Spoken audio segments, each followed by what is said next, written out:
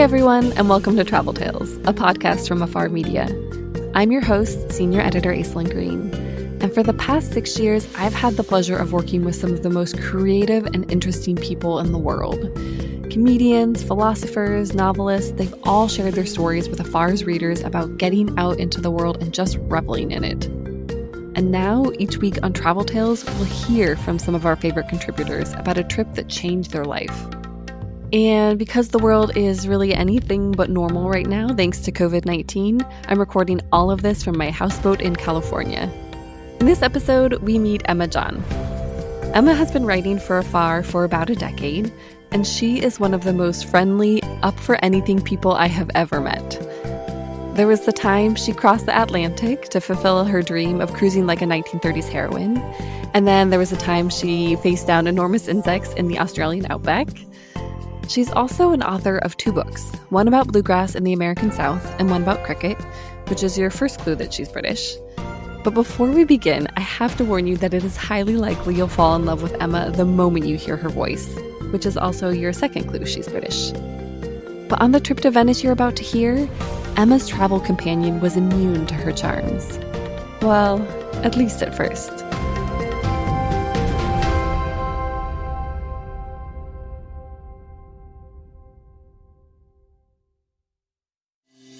Soon it will be time for another adventure. But for now, enjoy these stories from travelers who have connected to our world on a deeper level, and let them fuel your dreams of a future adventure. And with the Marriott Bonvoy Boundless card, you'll be well on your way to powerful new experiences. Learn more at MarriottBoundlessCard.com.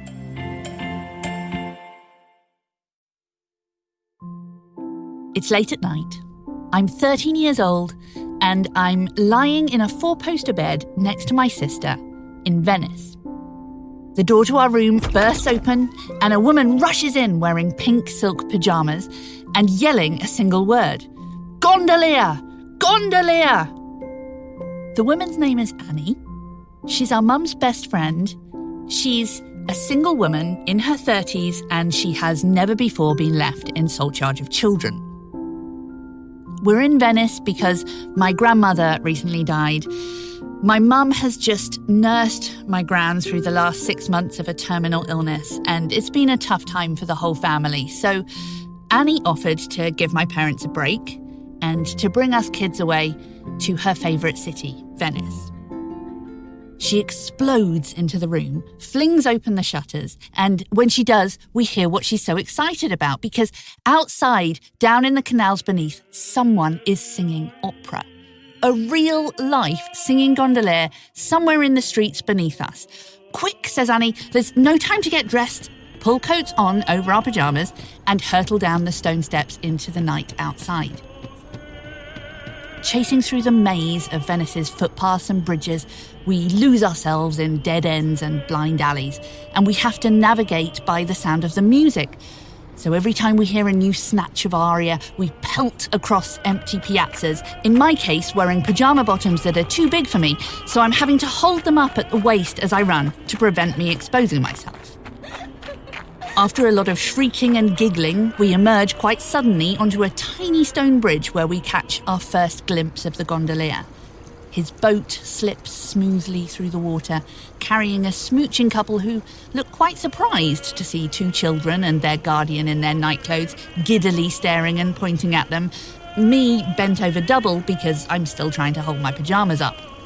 But the gondolier looks up and waves, and as he passes, he sings to us, and I feel like I'm in a movie. This midnight chase through the streets of Venice has been without a doubt the most thrilling and romantic escapade of my young life. That week with Annie left a huge impact on me. It introduced me to art and culture in a way I'd never experienced them before. It gave me a love for Italy I've never shaken, and it formed a bond with Annie that just grew stronger and stronger as the years went by. So, 20 years later, I'm 33 and single, and Annie has married and her daughter has just turned 13, so I offer to repay the favour.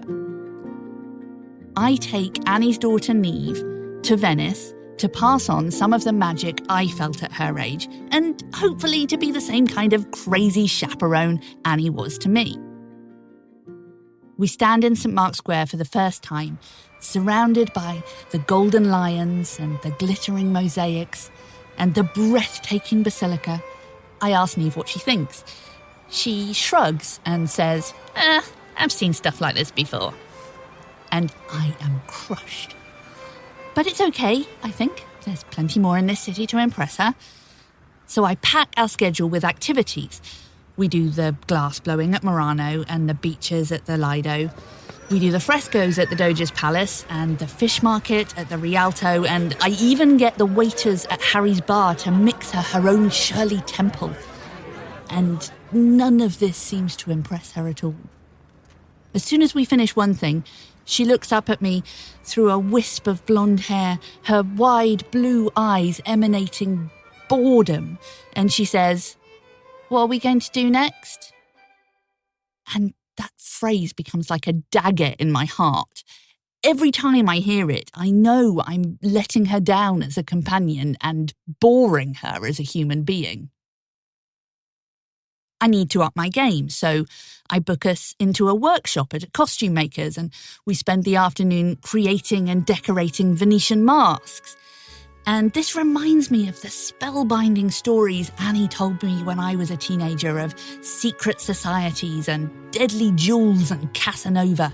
And I tell Niamh all that I can recall of these, hoping to inspire her with that romance. And she finishes her mask and gives it a satisfied nod and looks up and says, "What are we going to do next?" I can't tell if she's having a good time, but I know I'm not. I had pictured Niamh being overwhelmed with excitement and gratitude. I'd imagined sharing the same kind of wild, extravagant fun I'd had with Annie. But I have a heartbreaking feeling she's just waiting out this week, desperate to be home. Meanwhile, I spend every moment worrying what we'll do when the next distraction runs out, and by the middle of the week, I am anxious and sleepless and exhausted. And one morning, while Niamh is still asleep, I grab my phone from beside the bed and hide it under the covers and frantically text Annie. "Help! What did you do with us? ? Exclamation point. A couple of minutes later, she replies, "Took siestas? Sat in the square and made you draw things?"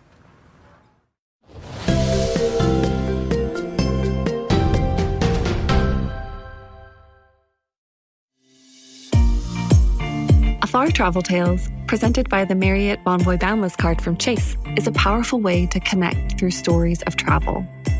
Stories move us. They take us across the world and into the unknown. Stories inspire us to ask questions and dream of possibilities. The experiences we share give us a glimpse of where we could go, what we could learn, how we could grow. We hope the stories here will lift you up and give you inspiration for adventures to come. Until then, the Marriott Bonvoy Boundless card can help you on your way to future destinations. Learn more at marriottboundlesscard.com.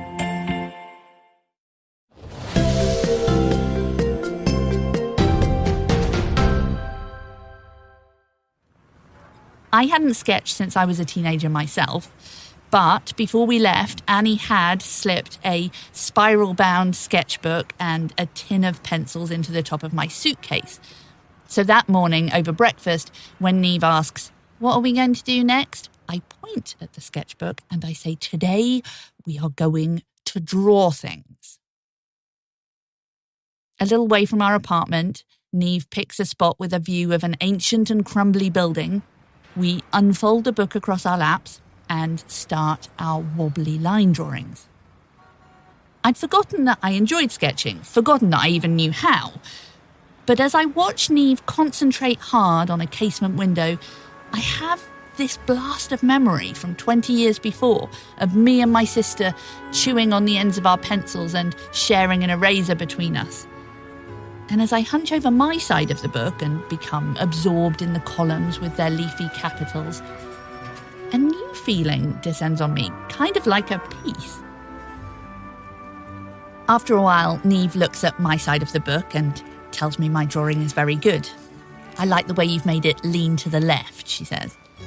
And I tell her hers is good too, and she smiles at me and says, let's do some more. So we find more subjects.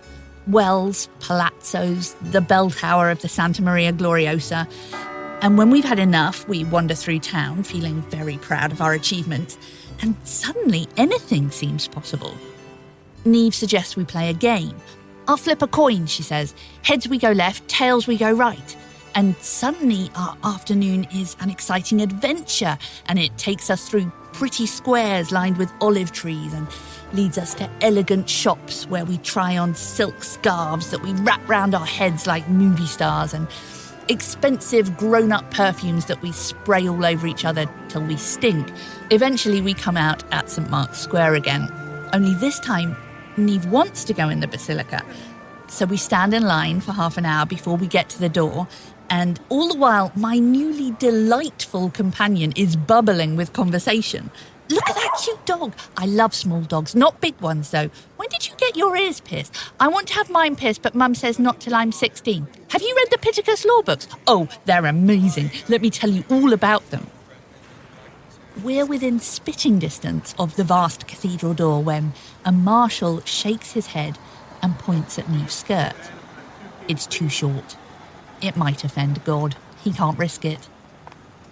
Niamh leans over and whispers to me that she can fix it. So she grabs her skirt and wiggles and twists and wiggles until her hemline reaches her knees. Of course, this means that the waistband is now barely covering her butt.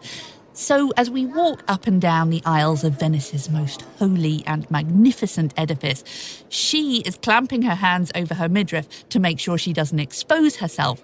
And we're trying so hard not to laugh out loud, it's making us giggle even more. And by the time we reach the altar, she is doubled over with laughter, holding her skirt up just as I had to hold my pajamas up 20 years ago. And finally, we are sharing the magic of Venice. We leave the city 2 days later, and it feels way too soon.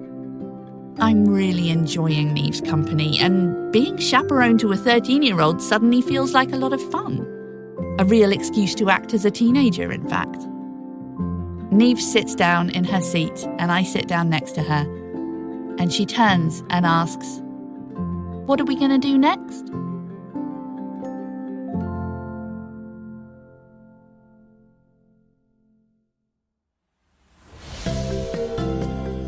That was Emma John. Emma is currently spending time in southern England, where she let us know that she's been hiking a lot. She's also working on her third book, a nonfiction exploration of the lives of single women. And though she and Niamh haven't traveled together since Venice, Emma says they're both quite interested in Verona. Ready for more travel stories? Visit us online at afar.com/traveltales. And be sure to follow us on Instagram and Twitter. We're at Afar Media. If you enjoyed today's adventure, we hope you'll come back next week for more great stories. Subscribing makes this easy. You can find us on Apple Podcasts, Spotify, or your favorite podcast platform. And please be sure to rate and review us. It helps other travelers find the show. This has been Travel Tales, a production of Afar Media and Boom Integrated. Our podcast was produced by Aislinn Green, Adrian Glover, and Robin Lai. Post-production was by John Marshall Media staff Jen Grossman and Clint Rhodes. Music composition by Alan Koresha. And a special thanks to Laura Redmond, Sarah Storm, and Irene Wang. I'm Aislinn Green, your zoomed-out, under-traveled host. I can't wait to hit the road again. Until we all freely can, remember that travel begins the moment we walk out our front door. Everyone has a travel tale. What's yours?